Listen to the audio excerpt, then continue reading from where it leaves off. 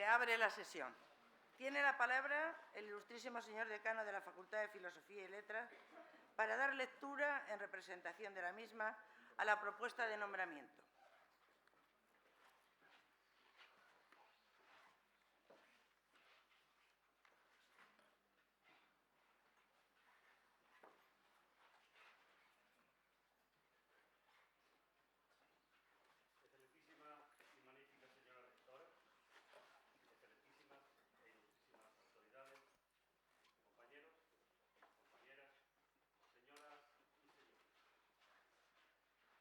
Sin duda, mi obligación informar a todos los presentes de los acuerdos adoptados en la Junta de Centro.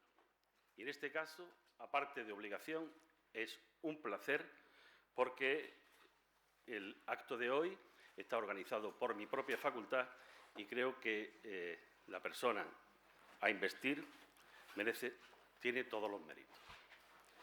En reunión de Junta de Centro de la Facultad de Filosofía y Letras, celebrada el día 15 de junio de 2011 y a petición del Departamento de Historia del Arte, se acordó o se aprobó por unanimidad elevar al claustro universitario la propuesta de investidura como doctor honoris causa por esta Universidad de Málaga de don Antonio Bonet Correa. Como decano de la Facultad de Filosofía y Letras, quiero agradecer en este momento a todos los miembros del mayor órgano de representación de nuestra universidad el apoyo prestado al nombramiento de doctor honoris causa en cuyo acto estamos presentes. Muchas gracias. Muchas gracias, señor decano. Y a continuación, el ilustrísimo señor secretario general leerá el acuerdo del claustro de la Universidad de Málaga por el que se concede el nombramiento de doctor honoris causa por la Universidad de Málaga a don Antonio Bonet Correa. Con la venia. Certificación del acuerdo del claustro de la Universidad de Málaga por el que se nombra doctor honoris causa a don Antonio Bonet Correa. De conformidad con lo dispuesto en el artículo 37.3, apartado C de los Estatutos de la Universidad de Málaga, aprobados por decreto 145/2003 del Consejo de Gobierno de la Junta de Andalucía de 3 de junio, publicado en el Boletín Oficial de la Junta de Andalucía del día 9 del mismo mes, certifico que el claustro de la Universidad de Málaga, reunido en sesión ordinaria celebrada el pasado 21 de junio de 2013, a propuesta de la Junta de Centro de la Facultad de Filosofía y Letras de esta universidad, tras la exposición de los méritos del candidato y después de efectuarse la correspondiente votación, aprobó el nombramiento de don Antonio Bonet Correa como doctor honoris causa de la Universidad de Málaga. Todo ello en virtud de la competencia atribuida a este órgano de representación de la comunidad universitaria por el artículo 23 de los estatutos de la citada universidad, de todo lo cual doy fe como secretario general de la Universidad de Málaga, en Málaga, a 20 de febrero de 2014. Muchas gracias, señor secretario general. Alzaos y cubríos.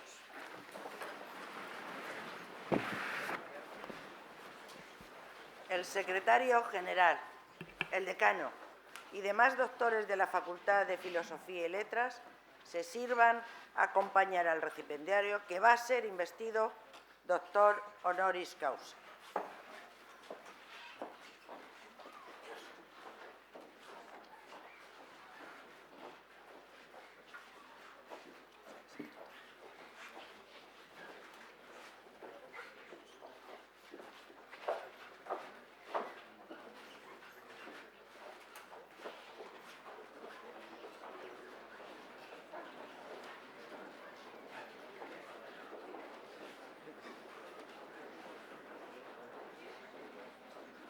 Se han quedado todos, que no se vengan.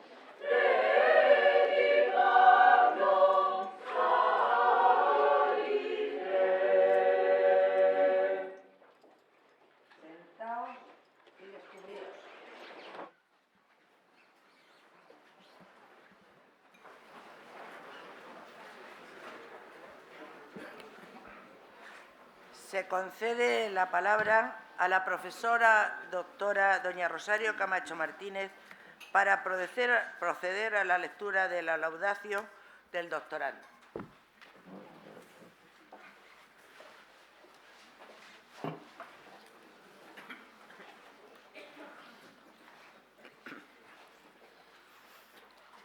Excelentísima y magnífica señora rectora, dignísimas autoridades, miembros de la comunidad universitaria, señoras y señores, querido don Antonio.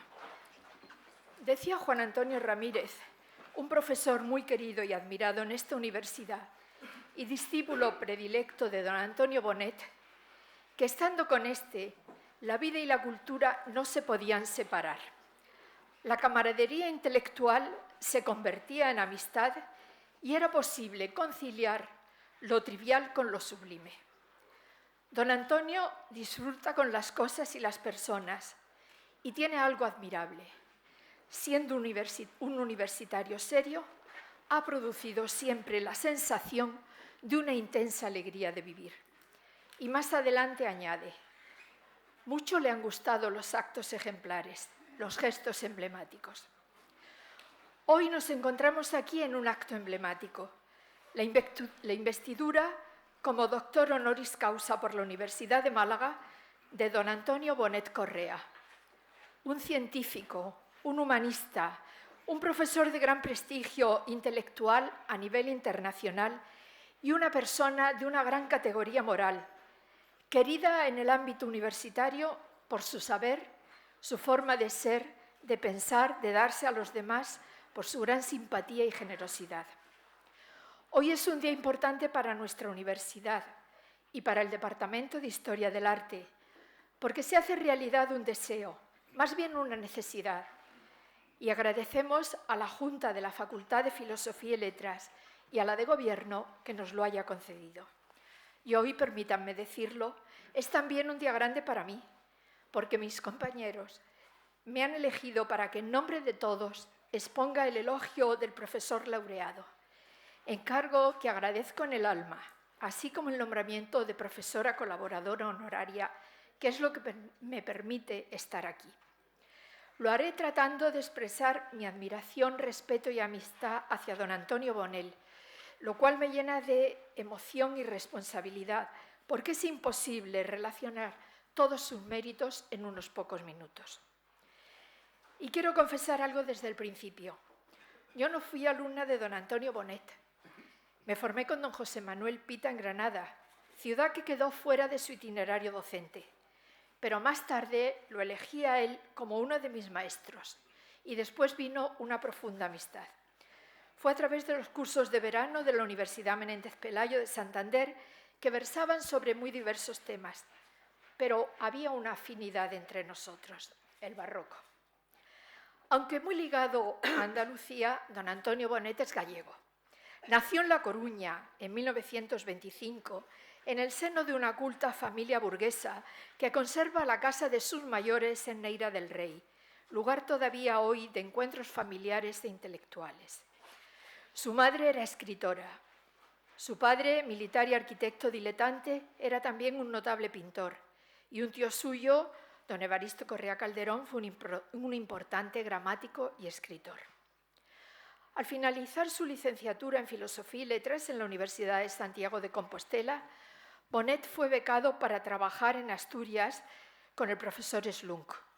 Después fue nombrado ayudante de la Cátedra de Historia del Arte y pronto inició sus publicaciones y sus críticas artísticas en el periódico compostelano La Noche, así como su participación en las tertulias literarias del Café Derby, una verdadera institución intelectual, como él mismo ha contado en un reciente artículo autobiográfico. En 1951, con una beca del gobierno francés, fue a estudiar en la Sorbona y en la Escuela del Louvre, donde se diplomó en museología, adquiriendo una formación excelente que le permitió a su vuelta acometer encargos de responsabilidad museística, como la dirección del Museo de Bellas Artes de Sevilla, después, durante 10 años, el de la Real Academia de Bellas Artes de San Fernando, y formar parte de diversos patronatos de instituciones museísticas. Ha sido asesor de la Fundación Colección Thyssen-Bornemisza, es patrono del Museo del Prado y asesor de la Fundación Fenosa y de la colección Arte Contemporáneo en el Museo Patio Herreriano de Valladolid. Magnífica colección de arte español de los siglos XX y XXI, una gran aportación de don Antonio, de la cual es memoria viva y en cuyo comité científico se integra también nuestro compañero Eugenio Carmona. En París llegó el amor, no es el título de una película. Allí conoció a Monique, que entonces era alumna, mujer sensible y muy culta, con la que se casó y es su más firme apoyo, así como sus 3 hijos y sus hermanos.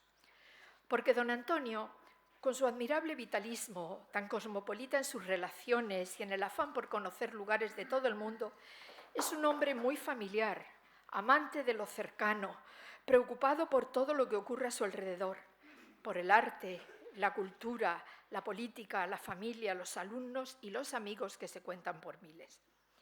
Aunque sea para hablar de temas profesionales, es más fácil que te citen su domicilio que en la facultad. Y allí, donde los libros ocultan las paredes y hay que apartarlos de las sillas para poder sentarte, se crea un ambiente especial en el que fluyen las ideas y se cuece la amistad. En París se formó con historiadores y arquitectos como Élie Lambert y Pierre Lavedan, quien le introdujo en una línea de investigación y docencia en la que él fue pionero en España y en la que ha destacado, viviéndola muy intensamente, el urbanismo, que explicó también en la Escuela Superior de Arquitectura de Madrid.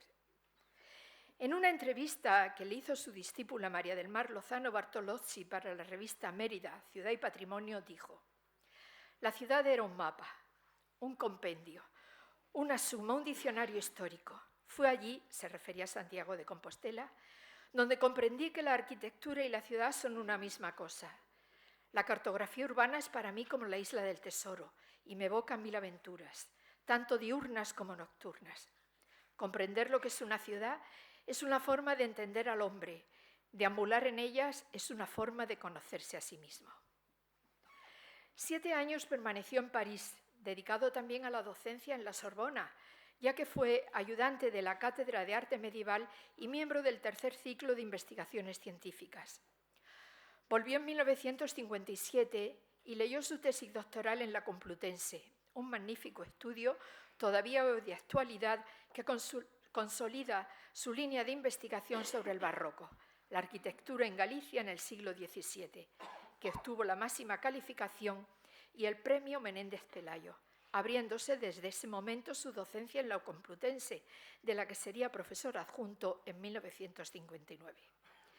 Y a partir de entonces, la tremenda carrera universitaria. En 1965 obtuvo por oposición la Cátedra de Historia del Arte de la Universidad de Murcia.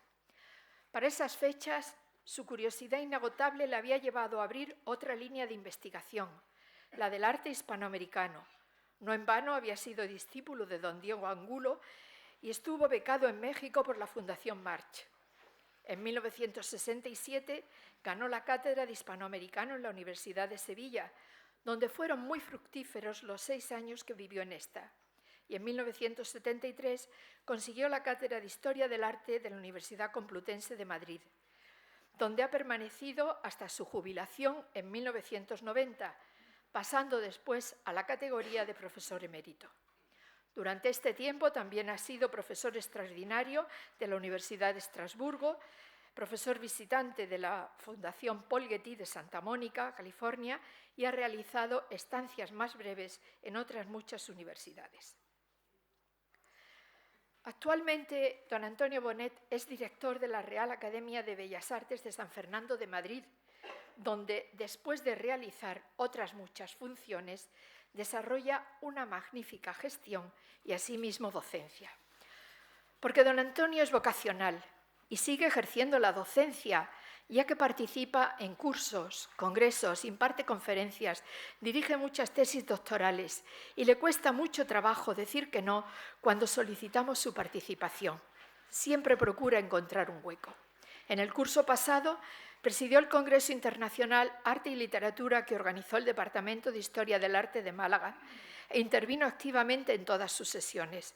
Es una manifestación reciente de su generosidad, pues siempre se ha caracterizado por el interés mostrado con los proyectos e ideas que los jóvenes investigadores y profesores le presentan. Con él comprendemos la auténtica actitud universitaria, la posición creativa del profesor, su afán por las novedades de índole intelectual, su enorme curiosidad e inquietud mental, todo lo cual se ha proyectado en una práctica docente alejada de las posturas más tradicionales y ha abierto nuevos caminos a la investigación de la historia del arte en España por el carácter profundamente renovador de sus planteamientos. Don Antonio siempre ha dicho que no se puede ser solo un estudioso recluido en el despacho. Hay que ser un poco hombre orquesta, decía él. Y lo ha sido. Ha sabido diversificarse de forma muy fructífera y la repercusión de su amplísima y cualificada producción científica ha sido extraordinaria. Teniendo siempre como fondo la docencia, ha sido un perspicaz editor. Su relación con la editorial Cátedra ha resultado providencial para el curso de la Historia del Arte en España, ya que fue responsable de la colección Manuales de Arte Cátedra, que aglutina también la edición española de los libros de la Penguin Books. En fecha temprana, bajo su dirección, se publicó el libro de Julius Schlosser, La literatura artística, que abrió esa vía fundamental de las fuentes y fomentó traducciones y obras de muy diferentes autores. Ha dedicado especial atención a los tratados de arquitectura y urbanismo, así como a las técnicas relacionadas con la construcción. Ha publicado él mismo ediciones facsímiles con estudios críticos de influyentes tratados de arquitectura, del Renacimiento hasta el siglo XX, desde Arfe y Villafañe a Arturo Soria. Esa actividad y devoción por el libro se vio completada con el comisariado de la exposición El libro de arte en España, que organizó en Granada en 1973 con motivo del 23 Congreso Internacional de Historia del Arte, encargada por don José Manuel Pita Andrade, otro gallego de pro, un maestro que mucho ha tenido que ver en la formación de nuestro Departamento de Historia del Arte. En la línea de investigación del barroco, he citado ya su arquitectura del siglo XVII en Galicia, y por lo que nos atañe, quiero resaltar su libro monumental Andalucía barroca, arquitectura y urbanismo. Estas dos líneas quedan perfectamente enlazadas en sus intereses de investigación, realizando aportaciones fundamentales a cuestiones generales sobre la ciudad.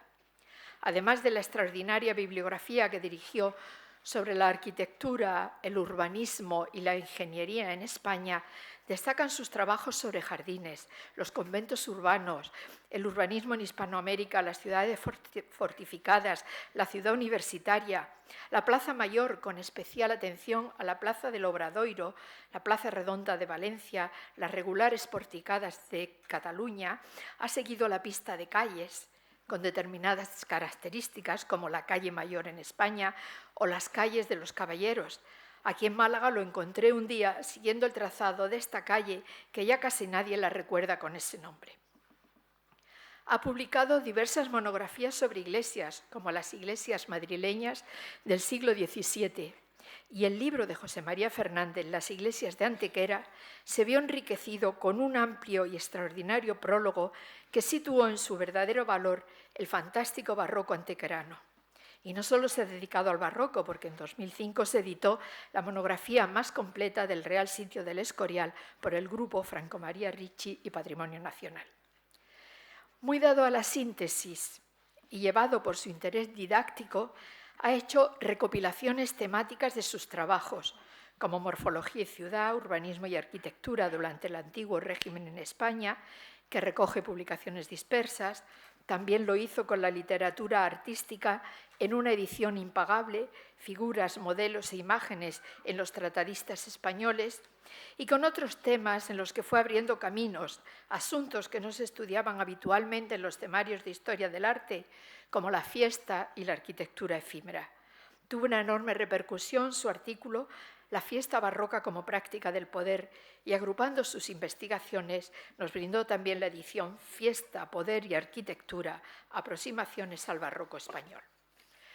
Muchas de estas publicaciones confluyeron en un importante encargo de la UNESCO, el Gran Atlas Mundial de la Arquitectura Barroca, que coordinó en el 2001. Antes de continuar, quiero referirme a un tema por el que siente predilección, el de los cafés históricos, que lo eligió como discurso de entrada a la Real Academia de Bellas Artes de San Fernando y luego amplió en una hermosa e interesante edición en 2012. Y quiero decir que no ha sido su último libro. Hace unos meses ha presentado Arquitecturas singulares, Ingeniería y Arqueología industrial.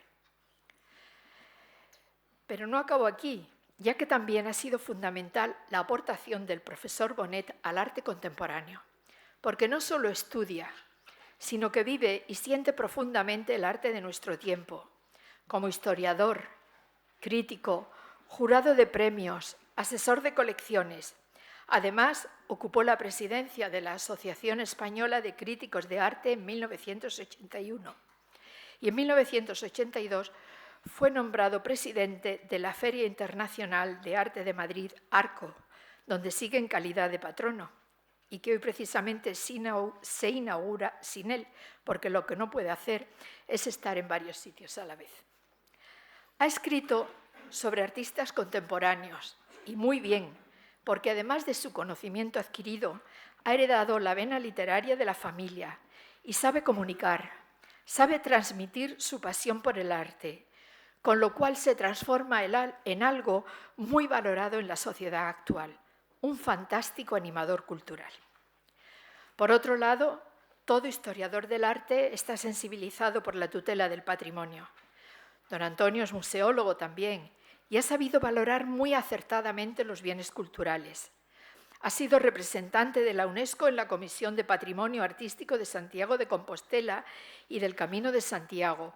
Fue asesor del Patrimonio Nacional, vocal de la Comisión para el Seguimiento de los Inventarios del Ministerio de Cultura, vicepresidente de ICOMOS en España y en 1988 miembro del Comité Rutas del Barroco del Consejo de Europa. También asumió durante 12 años la responsabilidad de presidir la Junta de Calificación, Valoración y Exportación de Bienes del Patrimonio Histórico Español. Asimismo, ha organizado diferentes congresos, ha comisariado muchas e interesantes exposiciones y el número de sus conferencias sería incontable, porque no podemos limitarnos a las oficiales. Tener la suerte de participar o solo acceder a una de sus tertulias es un regalo intelectual. Don Antonio Bonet ha recibido tantos cargos y honores que no los puedo ni enumerar, y solo mencionaré algunos. Fue uno de los primeros presidentes del Comité Español de Historia del Arte, nuestro CEA, y ha sido miembro del Comité Internacional de Historia del Arte. Por su prestigio, ha formado parte del jurado de diversos premios nacionales de investigación y del Premio Príncipe de Asturias de las Artes. Y él también ha recibido numerosos galardones, de los que citaré solo algunos, sin olvidar que cuenta con el nombramiento de doctor honoris causa de las universidades de Extremadura y Santiago de Compostela. Es comendador de la Orden de Palmes Académiques y Chevalier de l'Ordre des Arts et Lettres de Francia. Académico de número de la Real Academia de Bellas Artes de San Fernando, de la que hoy es su director. Académico honorario de la Academia Rusa de Bellas Artes y correspondiente de muchas, de Portugal, Argentina, Sevilla, Extremadura, La Coruña, y también nos honra como académico correspondiente de la Real Academia de Bellas Artes de San Telmo de Málaga. Y entre los premios recibidos me voy a referir solo a los últimos. En 2005, el Premio Injaldún de Investigaciones de Humanidades y Ciencias Jurídico-Sociales. En 2007, el Premio Andrés de Vandelvira de Patrimonio Cultural de la Junta de Andalucía. Y en ese mismo año fue especialmente homenajeado en el proyecto Andalucía Barroca 2007. En 2012 recibió la Medalla de Oro al Mérito de las Bellas Artes y recientemente, a finales de 2013, el prestigioso Premio Internacional Geocrítica por sus trabajos de urbanismo. Y el próximo mes será nombrado Comendador de Honor de Francia, el máximo galardón que otorga el gobierno francés. Como ven, don Antonio tiene una fructífera vida intelectual. Su obra inmensa sorprende por su riqueza, variedad, profundidad, erudición e imaginación. Hoy, en este acto emblemático, la Universidad de Málaga se engalana. Se viste de fiesta luciendo su ropaje académico. Canta, se felicita y se emociona porque quiere recibir en su claustro más excelente a un auténtico maestro universitario. Así pues, excelentísima y magnífica señora rectora, vistos los méritos que concurren en la persona del profesor don Antonio Bonet Correa, solicito con el mayor respeto y encarecimiento que le sea concedido el supremo grado de doctor honoris causa por la Universidad de Málaga. Muchas gracias.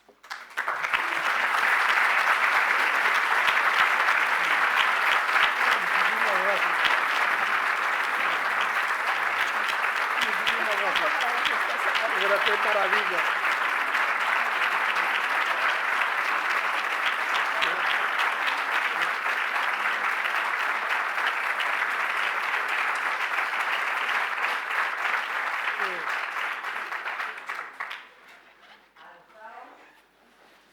Y cubríos.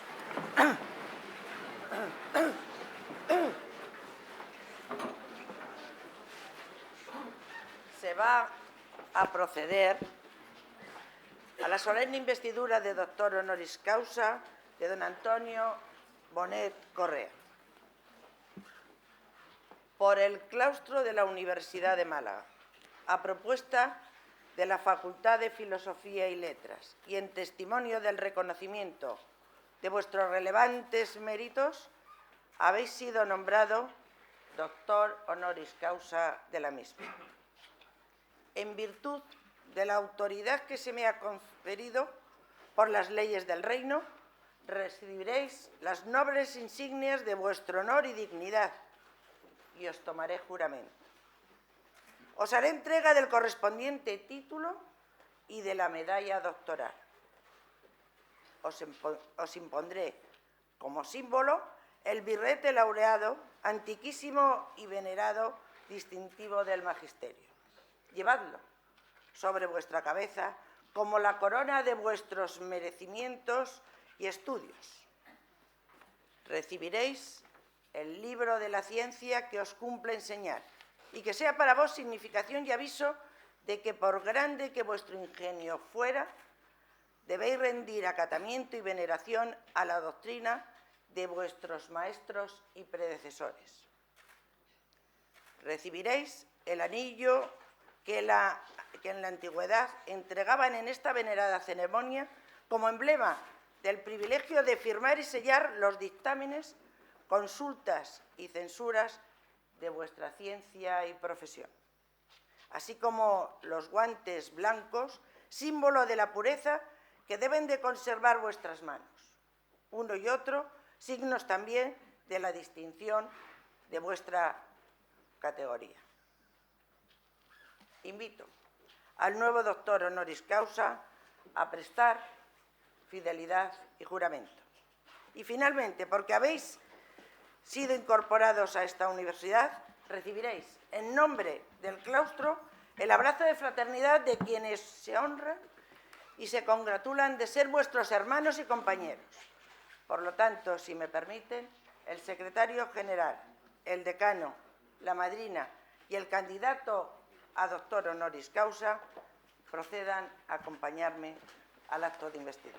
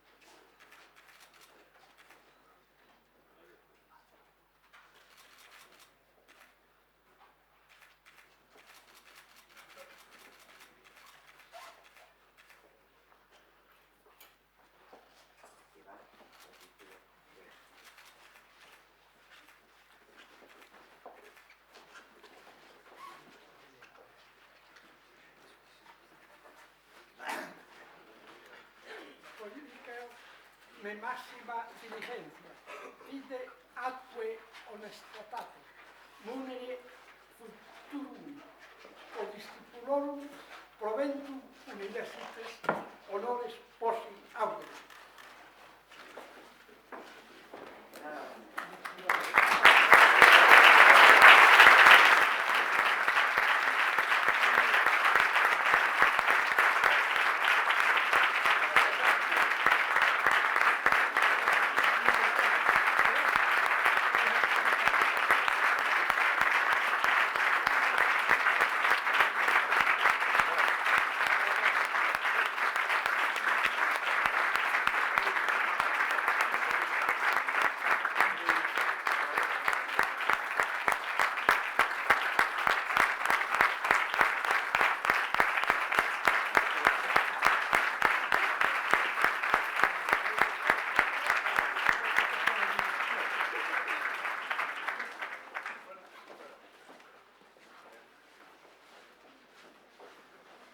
Sentaos y descubríos.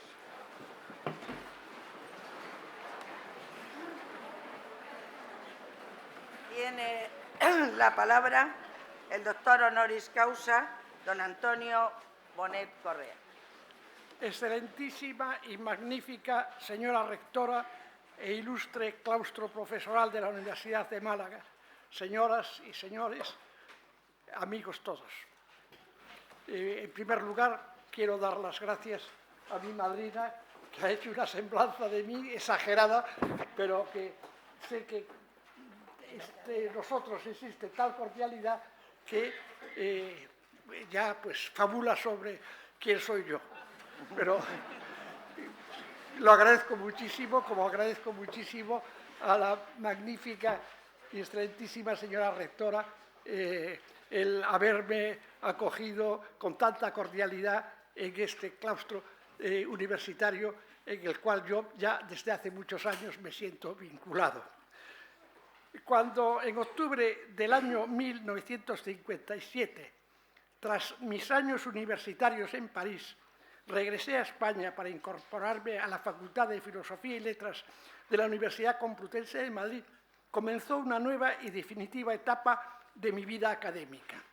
En tanto que profesor de Historia del Arte del Diploma de Estudios Hispánicos que dirigía la gran figura de Dámaso Alonso, todos los años viajaba al menos 2 veces a Andalucía para explicar a los alumnos extranjeros los centros históricos de tan rica y esencial región de la península. Desde los centros históricos de tan rica y esencial, desde entonces quedé prendado de las ciudades, del paisaje, del arte y de las formas de entender la vida en Andalucía. Mi admiración y vinculación con la tierra andaluza se incrementó a partir de mi estancia en Sevilla desde 1966 hasta 1972 como catedrático de Historia del Arte Hispanoamericano en la Universidad Hispalense. Mi hogar intelectual y territorio predilecto, tanto docente como investigador, ha estado marcado para siempre por tan indeleble e ideal Arcadia. En lo que respecta a Málaga, ciudad amable y lírica, mi lazo de unión data del año 1960, cuando los poetas José María Subirón y Leopoldo Panero me invitaron a participar en el 3er centenario de la muerte de Velázquez.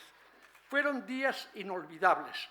Testimonio fidedigno de mi aserto es una fotografía del grupo que asistimos a la colocación de una placa conmemorativa en la fachada de la casa en que nació Picasso.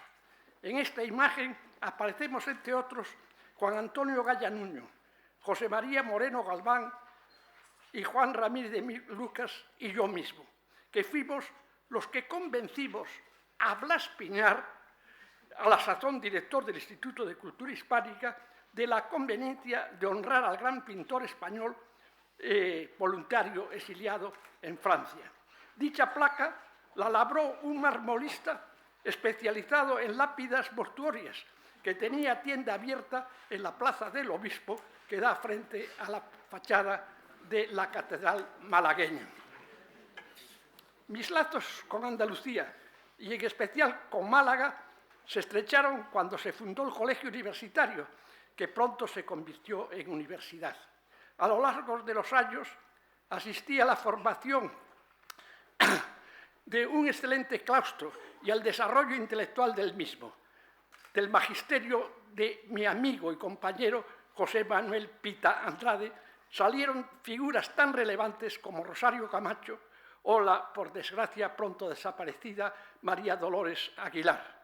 No es cuestión aquí el enumerar al extraordinario cuadro profesoral del Departamento de Historia del Arte malagueño. Sus publicaciones son su mejor exponente.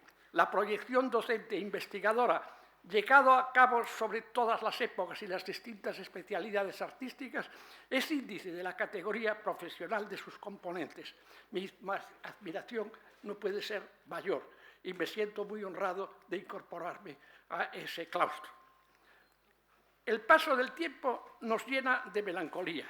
Entre las personas ligadas a la historia del arte en Málaga, cada vez que está en la ciudad, echo de menos mis rápidas visitas a la céntrica ferretería La Llave para saludar a su propietario Juan Tembury y departir un momento de grata conversación artística de tan amable y simpático malagueño. También lamento la muerte del arquitecto César Rolano, miembro de número de la Real Academia de Bellas Artes de San Telmo, institución en la cual me honro ser académico correspondiente.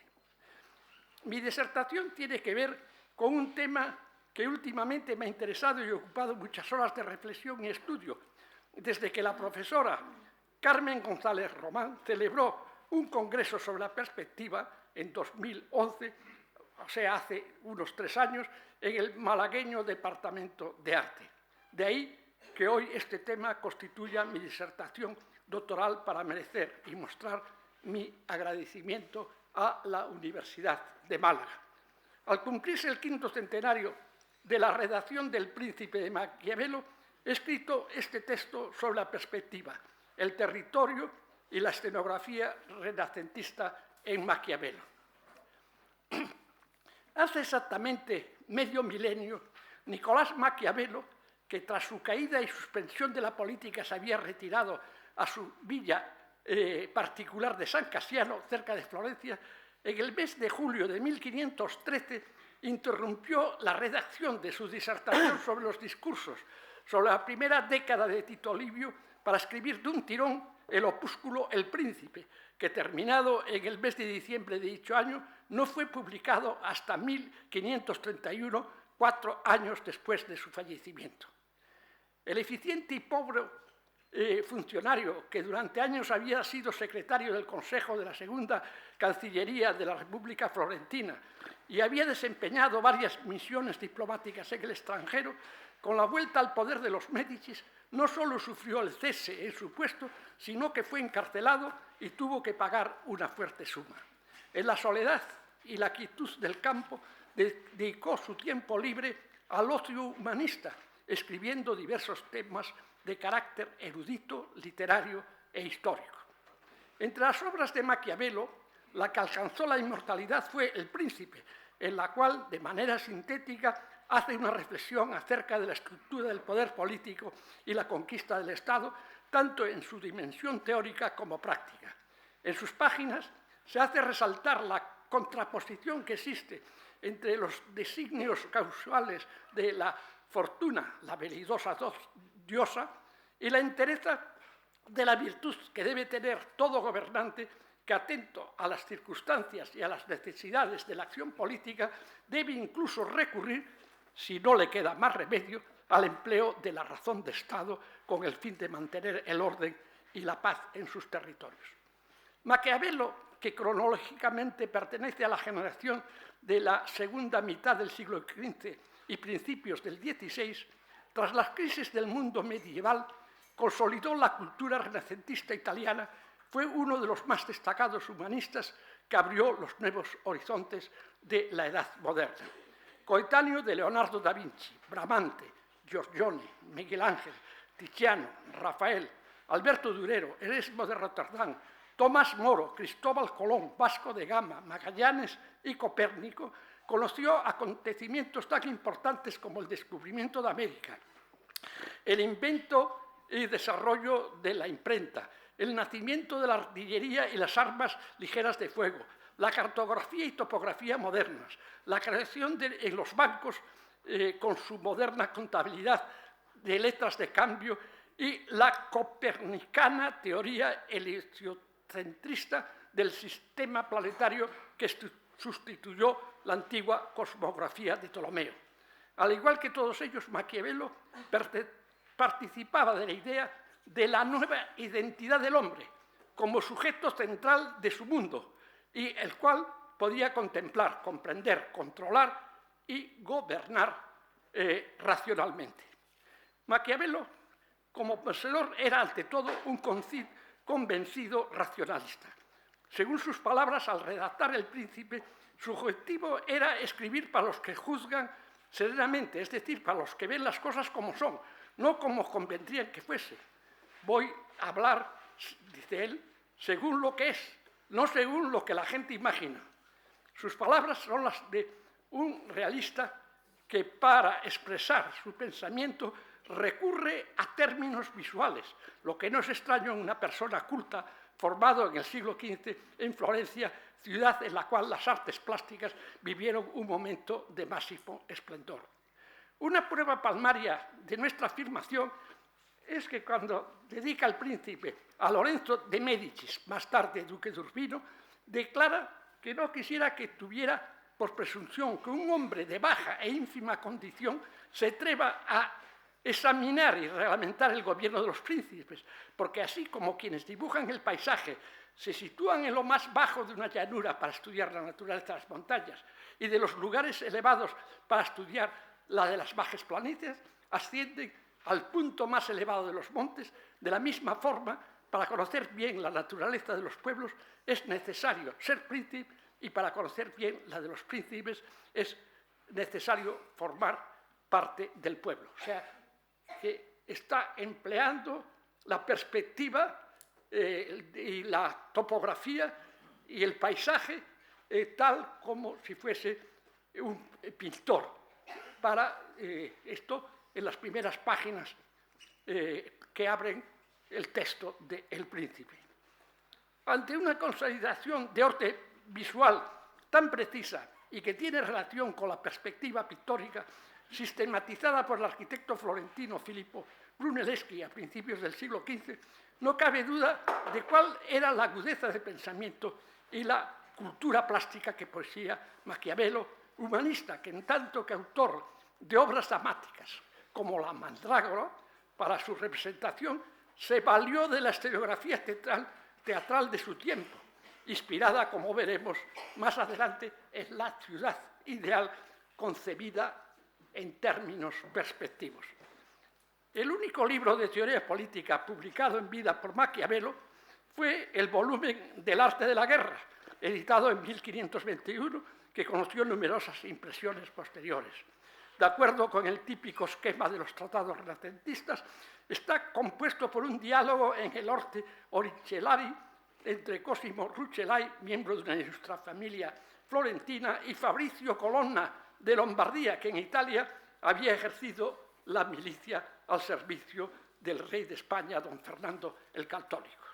En sus páginas, Maquiavelo muestra una gran información acerca del conocimiento del espacio y el territorio en el que se desarrollan las operaciones bélicas, la arquitectura de las fortalezas, adaptadas a las armas de fuego, el orden geométrico que deben de guardar los batallones cuando marchan, la formación compacta que deben de tener en las batallas, el acuartelamiento y la castramentación cuando acampan, todo ello explicado gráficamente con esquemas geométricos.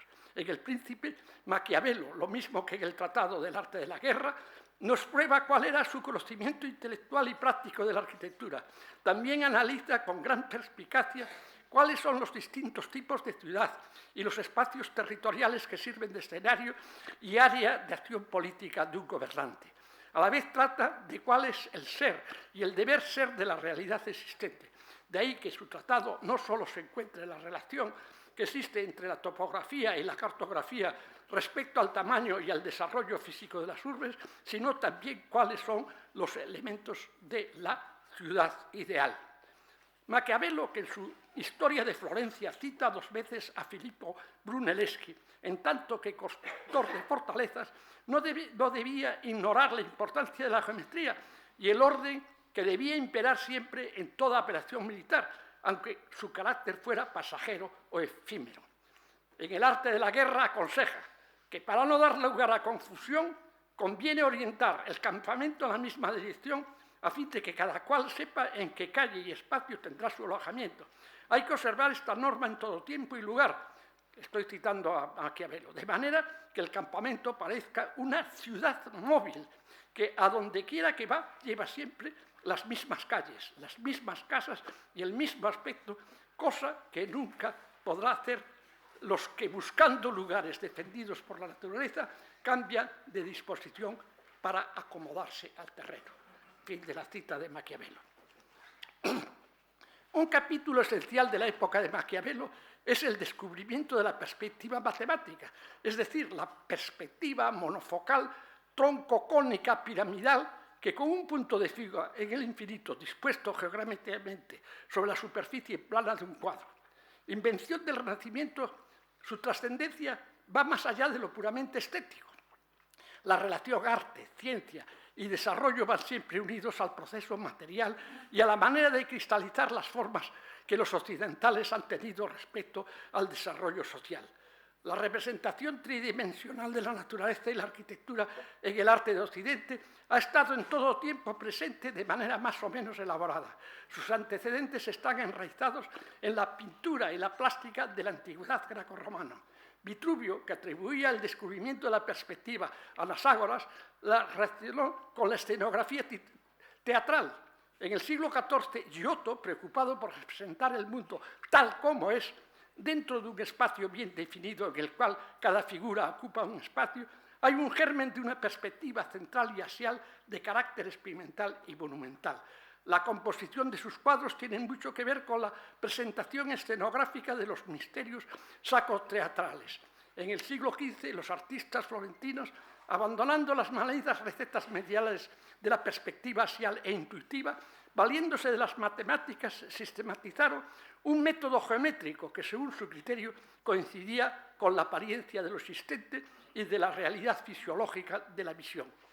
Aunque en esencia, por su condición monofocal, era una manera abstracta, unilateral y lineal de lograr la tridimensionalidad del espacio pictórico, sin tener en cuenta que el espectador tiene 2 ojos, es decir, que es un ser bifocal y, por lo tanto, más bien ve la realidad con una perspectiva curva. Como es sabido, tras los estudios ya clásicos de Erwin Panofsky, Pierre Francastel, Pavel Forensky y Hubert Damisch, hoy estamos convencidos que la perspectiva lineal es una forma simbólica que sirve para apreciar la realidad tridimensional de lo visual.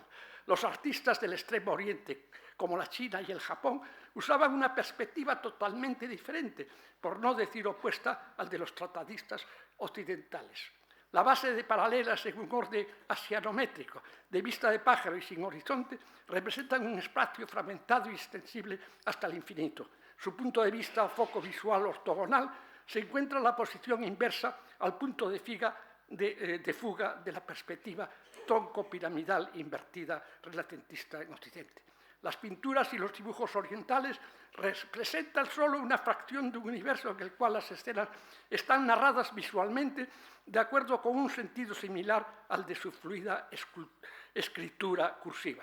También es diferente la perspectiva del arte bizantino. Pavel Florensky, en sus vanguardistas escritos de los años 20 del siglo pasado, con su radical desconstrucción de los presupuestos científicos acerca de la geometría monofocal del Renacimiento, demostró que existía la perspectiva diferente e invertida de los iconos bizantinos y rusos, cuyo intenso carácter espiritual pertenecía a una figuración ilusionista que desbarataba la óptica tridimensional y matemática considerada como la misma de la realidad pictórica. La invención de la perspectiva matemática a principios del siglo XV está envuelta en la leyenda. Florencia era entonces una ciudad a medio construir. En la efervescencia de la actividad creadora de los artistas hay hechos que, como cuando Filippo Brunelleschi, orfebre, escultor y arquitecto, que ante los ojos asombrados de los florentinos elevó sin timbrar la cúpula de Santa María del Fiori, convocó a sus amigos artistas para mostrarles cómo había descubierto una manera de representar pictóricamente, con exactitud matemática, la realidad visual. En el siglo XVI, Giorgio Vasari, el célebre autor de las vidas de los más excelentes artistas italianos, siguiendo el relato biográfico de Antonio Manetti, había hecho sobre Brunelleschi, nos informó cómo ese artífice se dedicó mucho a la perspectiva, por entonces muy mal practicada debido a los muchos errores que cometía con ella. Le dedicó mucho tiempo hasta que encontró por sí mismo la forma de hacerla exacta y perfecta, es decir, levantarla con la planta y el perfil y por medio de la intersección, algo verdaderamente ingenioso y útil para el arte del diseño. La prueba especular de Brunelleschi, colocándose al interior de la puerta principal de la Catedral de Florencia, mirando frontalmente al baptisterio de San Giovanni, consistió en mostrar con su mano derecha una pequeña tabla que representaba el monumento arquitectónico que se contaba enfrente suya. Ahora bien, la tabla que retrataba el baptisterio, visto al revés, tenía en su centro un minúsculo agujero cónico del tamaño de una lenteja, a través del cual Brunelleschi miraba a un espejo de metal bruñido que, manejado con su alargado brazo derecho, reflejaba la imagen invertida del baptisterio, tal como la percibía en realidad su ojo desde el punto en que estaba colocado. Otra prueba similar hizo, aunque no frontal, sino de forma esquinada, en una tabla de mayores dimensiones en la que se veían en perspectiva angular el Palacio Viejo, la vecina Logia y demás construcciones de la Plaza de la Señoría de Florencia, con la prueba de su método de visión. Lo que quería demostrar Brunelleschi era que la vista del observador de un panorama podía coincidir exactamente con las perspectivas. Las tablas de Brunelleschi pintó y que Manetti afirmaba que había visto, hoy no se conservan. De lo que no cabe duda es que a partir de entonces los pintores florentinos del 400 emplearon el sistema preconizado por Brunelleschi, tanto Masaccio como Andrea del Castagno, Fray Angelico, Fray Filippo Lippi, Domenico Ghirlandaio, Paolo Uccello, Botticelli o Piero della Francesca, que como tantos otros más utilizaron la perspectiva matemática.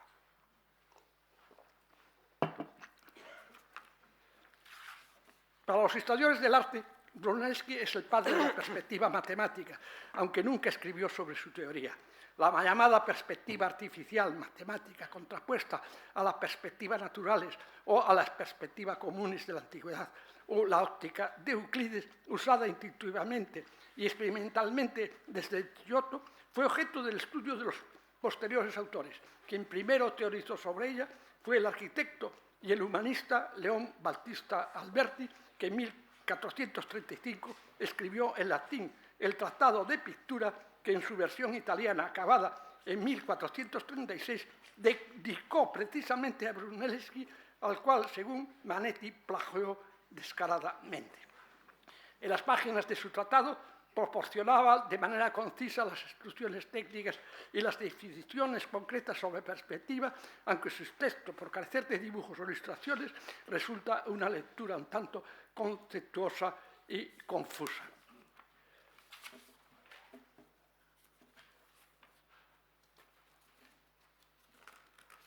Retomando la relación que ideológicamente existe entre la perspectiva renacentista y la obra escrita de Nicolás Maquiavelo, sorprendentemente constatamos que no solo está vinculado a su forma de pensar, sino que está concretamente enlazada a su vida intelectual de escritor y humanista. Maquiavelo, tras su caída política, desengañado y sin posibilidades de volver a desempeñar algún papel dentro de la administración florentina, se refugió en sus socios literarios y su asistencia a las reuniones eruditas que tenían lugar en el Orte Oricellari de los jardines cercanos a Florencia, propiedad de Cosimo Rucellai.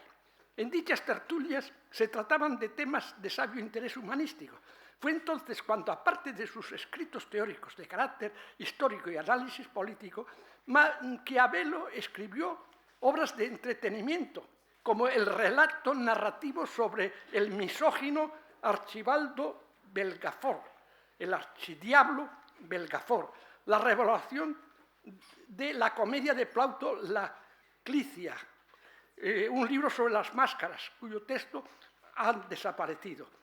Ahora bien, la obra más importante de este tipo es la comedia La Mandrágora, escrita en 1518, cuyo texto, junto con el Tratado del Arte de la Guerra, constituyen las dos únicas publicaciones aparecidas en vida de Maquiavelo.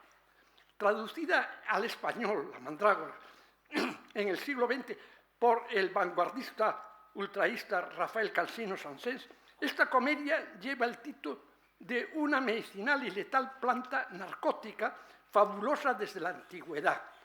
Representada en Florencia y Roma, es una obra alegórica que tiene que ver con la vuelta a la capital toscana de los Médicis. En sus 5 actos se cuenta la historia de una bella y joven mujer llamada Lucrecia, casada con el viejo e ingenuo juez Micer Nicia. Este ingenuo varón, deseoso de tener descendencia, hace sin querer que su mujer caiga en los brazos de su médico, llamado Calímaco, que acaba siendo el amante de la paciente. Bueno, esto es una historia que en el siglo XIX, por ejemplo, hay un cuento de Maupassant que pasa una cosa parecida. Sin duda alguna, la puesta en escena de la obra hace que Maquiavelo conociese el arte de la escenografía teatral, tan importante en el desarrollo del arte pictórico y arquitectónico del Renacimiento. O sea que una de esas tabletas, como vamos a ver, fue para una de la representación teatral de la obra de Maquiavelo. Desaparecidas las tabletas con la perspectiva del baptisterio de la Plaza de la Señoría de Florencia, pintadas por Brunelleschi, hay otras 3 tablas de perspectivas urbanas de la ciudad ideal, a principios del siglo XVI, que estén ligadas, al parecer, con la representación de la mandrágora de Maquiavelo. Estas 3 vistas que retratan las 3 plazas imaginarias con arquitecturas renacentistas clasicistas, según distintos historiadores del arte, han sido atribuidas a diferentes pintores. También ha sido objeto de discusión si se trata de composiciones tipo de representaciones utópicas de ciudades ficticias o si son modelos escenográficos de arquitectura. Nos referimos a las 3 tablas rectangulares que se conservan respectivamente en distintos museos, uno en Urbino, otro en Baltimore y otro en Berlín. Atribuidos por unos y otros especialistas al escultor y tratadista sienés Francesco di Giorgio Martini, a Bramante, a Giuliano de Sangallo, a Domenico Ghirlandaio o Benozzo Gozzoli, lo que es cierto es que pertenecen al concepto cuatracentista de la ciudad y la arquitectura, que a finales del 400 y principios del 500, Vasari, en su simple libro citado ya de las vidas, nos hace saber que Francia Biggio, pintor florentino, esta es la cita de Vasari, que tenía mucha afición a la perspectiva y la estudiaba continuamente, hizo con Ridolfo Ghirlandaio, hijo de Ghirlandaio, un conjunto hermosísimo para las bodas del duque Lorenzo, con 2 vistas en perspectiva para las comedias que se representaron, realizadas con mucho orden y magistral juicio y gracia que le proporcionaron renombre y favor del príncipe. Señalemos que el duque Lorenzo de Médicis es el mismo al que Maquiavelo dedicó El Príncipe. Este Médicis, duque de Urbino, se casó con Madalena de d'Orbigny, de la quien tuvo un hijo, Catalina, futura reina de Francia. Las 3 tablas citadas son de una gran belleza, compuestas 2 de ellas por la representación horizontal de unas espaciosas plazas con arquitecturas en las que un edificio de planta centrada está flanqueado por edificios de órdenes superpuestos y cornisas en perspectiva. Hay una tercera con un pórtico cubierto que se abre a un puerto de mar de infinito horizonte. En todas ellas los pavimentos en el primer plano están compuestos por una compartimentación geométrica de tipo ajedrezado. En los fondos de dos de ellos se asoman discretamente las colinas arboladas de una naturaleza que ponen una nota contraria a la pretificada composición arquitectónica. El tema de esta visión simétrica del lugar privilegiado que es una plaza urbana, centrada por un gran edificio cupulado entre arcos de triunfo, será el motivo central de grandes escenas monumentales, como son el fresco de la entrega de las llaves a San Pedro de Pietro Perugino, que pintó en 1481 en la Capilla Sistina del Vaticano, y la obra juvenil en 1504 de los Desposorios de la Virgen de Rafael, que se conserva en la Pinacoteca Brera de Milán. Las tres tablas de Urbino, Baltimore y Berlín han sido comparadas por los críticos de arte y los escritores modernos, como Jean Cocteau, a las pinturas metafísicas de Giorgio del Chicírico. De lo que no queda duda es que son obras muy atractivas, de emblemática y misteriosa significación. Estudios o cartones para marqueterías o decoraciones de teatro son paradigmas de las ciudades ideales. Interesante es constatar que el arquitecto y tratadista San Sebastiano Serlio Bolognés, en 1545, al publicar su segundo libro de arquitectura, dedicado íntegramente a la perspectiva, de la cual no solo sistematiza sus reglas, sino que dibuja sus esquemas fundamentales, presenta tres grabados en los que retrata los decorados teatrales para la representación de la tragedia, la comedia y la sátira. Serlio, que insistía en la diferencia que existe entre las reglas de la perspectiva de los pintores que apelan en sus composiciones a la imaginación, con la de los arquitectos, que juegan con volúmenes reales para crear un espacio dramático, recurría a los valores simbólicos vigentes desde la antigüedad. La excelencia de la tragedia, que en el teatro clásico se representaba con altos coturnos, requería un paisaje urbano noble de palacios y templos de mármol. La comedia, de carácter burgués, por el contrario, se desarrollaba en un barrio vulgar y de anodina arquitectura. Por último, la sátira, mordaz y despectiva, tenía un lugar en una naturaleza selvática, poblada de chozas o cabañas cubiertas de paja. Era una cuestión de orden jerárquico, género, clase y categoría dentro de una sociedad estamental. La tentación sería finalizar este texto discurriendo sobre otras formas de perspectiva, como la anamorfosis, que en el griego significa transformación y que consiste en una pintura o dibujo que produce una imagen que a primera vista es aberrante, deforme y confusa, y que vista desde un determinado punto de observación, nunca frontal, acaba siendo regular. Baltrushaitis titula su estudio sobre las anamorfosis como imágenes aberrantes. El famoso cuadro de los embajadores en 1533, no hay que olvidar que Maquiavelo fue diplomático, por Hans Holbein el Joven, es sin duda el mejor ejemplo que se puede citar de esta singular forma óptica de índole virtual, y que la mancha que aparece a los pies de los diplomáticos es en realidad una calavera cuando se mira desde un determinado punto de vista. También nos complacería constatar que la llamada perspectiva militar,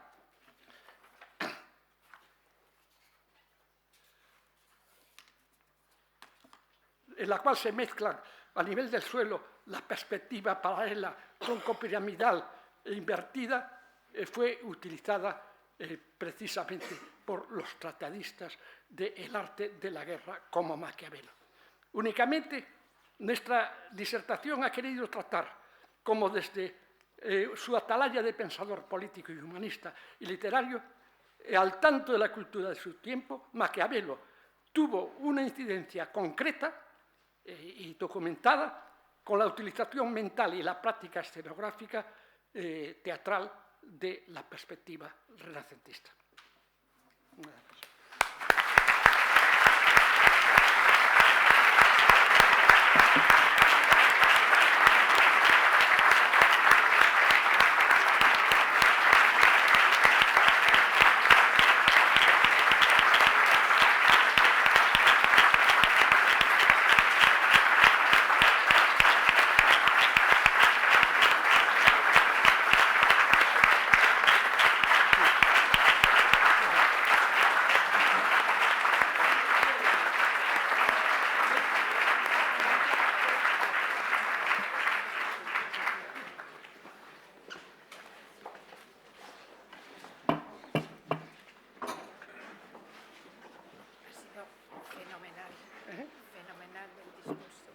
corté muchísimo. Ya lo leeremos. Muchas gracias. Autoridades, académicos, claustro de profesores y profesoras, familiares, señoras, señores, querido profesor Bonet. El claustro de la Universidad de Málaga acaba de recibir al profesor Antonio Bonet Correa como nuevo doctor honoris causa, siguiendo el rito centenario, el rito enraizado en la Ilustración, ha recibido el birrete. El birrete como símbolo venerado de sus estudios y merecimientos. Y él nos ha correspondido con una lección bellísima que nos reencuentra con Nicolás Maquiavelo, con su visión de la perspectiva, pero no solamente pictórica, sino sobre todo humana. Hoy, como decía la doctora Rosario Camacho, es un día importante para la Universidad de Málaga, para la Facultad de Filosofía y Letras, para el Departamento de Historia del Arte. Hemos investido doctor honoris causa a un humanista, a un universitario, a un profesor que ha dedicado lo esencial de su vida a enseñar en la universidad pública. Humanista por vocación, pero también por tradición familiar. No en vano, es hijo de un intelectual que compatibilizó las armas y las letras. Y sobrino del profesor Correa Calderón, el hombre que enseñó gramática a muchas generaciones de españoles. En su casa de campo, en un valle de Galicia, el joven Antonio Bonet tenía siempre a mano un libro de poemas de Borges, Fervor de Buenos Aires. Cuando años más tarde estudia Filosofía y Letras por libre en la Universidad de Santiago, aún seguirá recordándolo. Tal vez mañana, andando el tiempo, cualquiera de sus futuros biógrafos lo imagine en pleno paseo por Santiago, recordando versos borgianos, por calles que eran ya la entraña de su alma enternecida de árboles y ocasos. Como buen humanista, su carrera de filosofía le hizo feliz, y como buen investigador, Antonio Bonet siempre quería que el día tuviera más horas. Se le quedaba corto el día. Los libros, las aulas, nunca aburrieron su juventud, todo lo contrario. Algo a lo que sin duda contribuyó uno de los principales rasgos de su carácter de investigador, la curiosidad y la entrega. Mientras paseaba, observaba la ciudad, sus monumentos, veía la contradicción entre la pobreza generalizada del campo gallego y la riqueza eclesiástica y monástica que reflejaba la suntuosidad de las obras que emprendían los grandes monasterios y las sedes episcopales. En su tesis doctoral analizó precisamente eso, las bases económicas de la espléndida arquitectura monástica y eclesiástica gallega del siglo XVI. Arquitectura edificada con las rentas extraídas de una población campesina sometida a argucias jurídicas que permitían el despojo de las explotaciones. Cuando una cosa le interesó, siempre se volcó en ella, sin echar idea de las horas que dedicaba a lo mismo. Su papel como profesor, como universitario, no sería una excepción. La vida de Antonio Bonet sigue siendo un auténtico ejemplo de dedicación a eso que nos gusta a los universitarios, a la docencia y a la investigación. Su magisterio lo ha ejercido durante más de 40 años en las universidades de Santiago de Compostela, Murcia, Sevilla y Madrid, y se ha extendido a diversas universidades americanas a través de cursos y conferencias. Un magisterio que se refleja también en más de un centenar de tesis doctorales que ha dirigido, pero se refleja sobre todo en cuántos discípulos han recibido sus enseñanzas.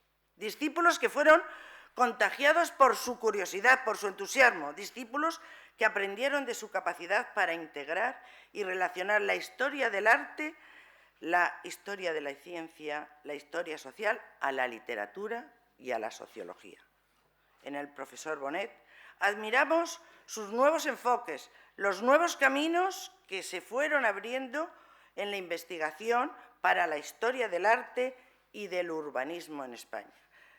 Se basó para ello en una solidez y amplitud de su erudición, pero sobre todo en su sensibilidad ante los valores de una obra de arte e incluso cuando aplicaba sus agudas críticas. Si oírle es un verdadero gozo intelectual, no es menos gozo el poderle leer, porque su prosa elegante sorprende a veces con la vehemencia de quien está comprometido apasionadamente con la sociedad y con los sucesos de la historia. Como los grandes historiadores, su acercamiento a la historia no debe de entenderse como un escape del presente. No es una mera arqueología y curiosidad por las claves de lo actual. El profesor Bonet se dirige a la historia para comprender y conocer algunas de sus claves que permitan entender el presente para así proyectarse al futuro. Lo explica en una de sus grandes obras, El significado del arte en nuestro tiempo. Nosotros, en tanto que hijos de una época, siempre queremos cambiarlo todo, transformar nuestro entorno, el mundo en el que vivimos, pero transformarlo, algo es muy duro. Según vamos cumpliendo años, nos damos cuenta de ello, de lo difícil que es cambiar las cosas, vencer todo lo que se opone en nuestro camino. Pero sobre todo nos damos cuenta de que nada se hace solo desde uno mismo, con nuestro propio esfuerzo, y mucho menos una ciudad que es un producto de generaciones, de estados de ánimo, de sentimiento. Una ciudad es un viaje a través de los siglos al que nos lleva el magisterio de nuestro doctor honoris causa. Un viaje que es también el de su propia vida, el de sus estudios sobre la ciudad renacentista, la ciudad del barroco, la ciudad de la Ilustración, la ciudad de la Revolución Industrial, la ciudad actual. Una ciudad es un viaje en el que el profesor nos lleva de la mano y nos asombra como en sus descripciones sobre Madrid del siglo XVI. Esa especie de campamento de moradas inicialmente provisionales que acaban convirtiéndose en permanentes. Un Madrid que, visto por el profesor Bonet, representa el triunfo de lo efímero, del telón y la apariencia, el predominio de la construcción entendida como contenedor de edificios temporales, historia y vida. Cuando a su vez aborde nuestras ciudades desde el siglo XVII, lo hará una vez más desde su perspectiva social, señalando la decadencia bajo la máscara barroca, donde la arquitectura recargada y la fiesta serían formas de encubrir el decaimiento de los ánimos, una manera engañosa de paliar la miseria de los pobres. La enseñanza del profesor Bonet ha sido una baza decisiva en favor de las prácticas urbanísticas responsables.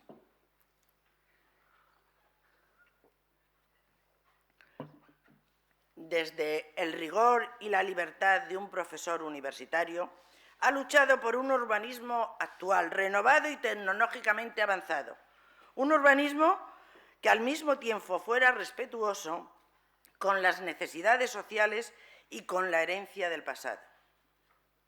Buen gusto, mesura, altura de miras, algo que hubiera evitado la desmesura y el más gusto que acompañó o dio origen a la corrupción urbanística de los últimos años.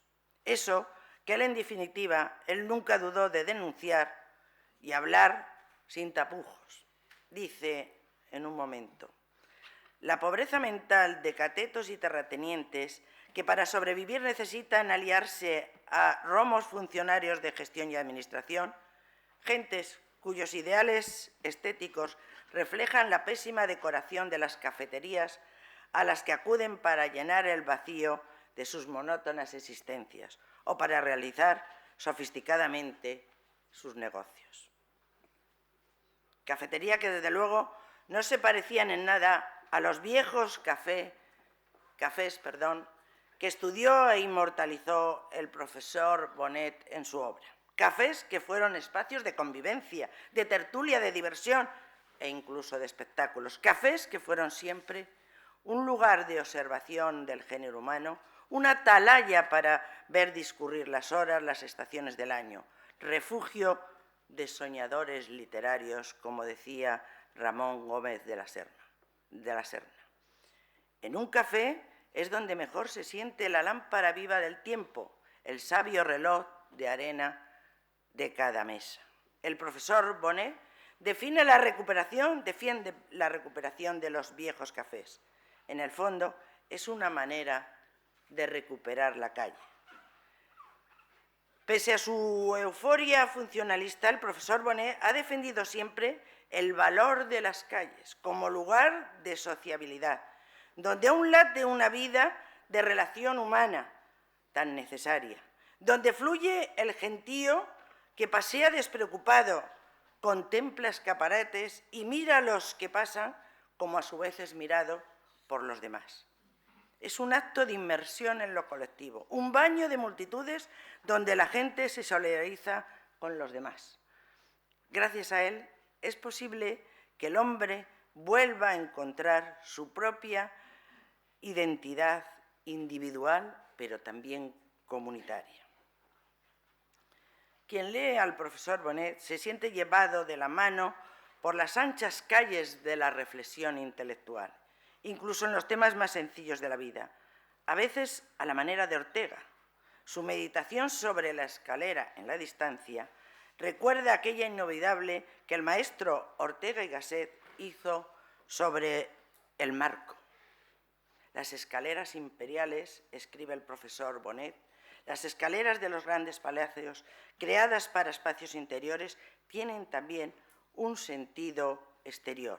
Un sentido que trata de imponer la idea de autoridad y poder, y de que esta manera, esa estructura constructiva típicamente renacentista y barroca, pudo también ser utilizada en siglos sucesivos, XIX e incluso en el siglo XX. De nuevo, el sabio reloj de arena que al cabo del tiempo se une a nuestra Universidad de Málaga. Una universidad que representa hoy un espacio para la reflexión, en esta tarde en la que conocemos la obra y las enseñanzas del profesor Bonet. Una reflexión que en este marco siempre será sinónimo de armonía académica y, sobre todo, de respeto. La tolerancia y la amplitud de miras son virtudes académicas que queremos que la universidad del futuro tenga sus propias bases. Pero debemos de ser optimistas. El pensamiento utópico afirma que el porvenir puede ser radiante. Entre Borges y Maquiavelo, el profesor Bonet se confiesa moderadamente optimista. Espera que mañana el mundo sea mejor. Le seduce la utopía, pero a veces pone puntos suspensivos. Esta tarde, el profesor Bonet, solo con oírle, tenemos un motivo más para ser optimistas, para pensar que es posible esa ciudad utópica, un mundo más humano, para pensar que, como usted, la universidad nunca dejará de ser joven. Profesor Bonet, sea usted bienvenido al claustro de la Universidad de Málaga, a su universidad. Muchas gracias.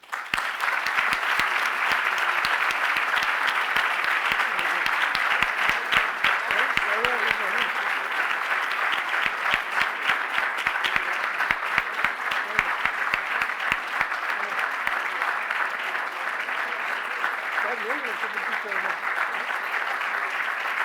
tú has estado maravilloso.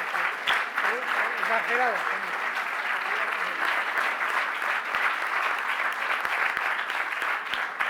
Alzaos y cubríos.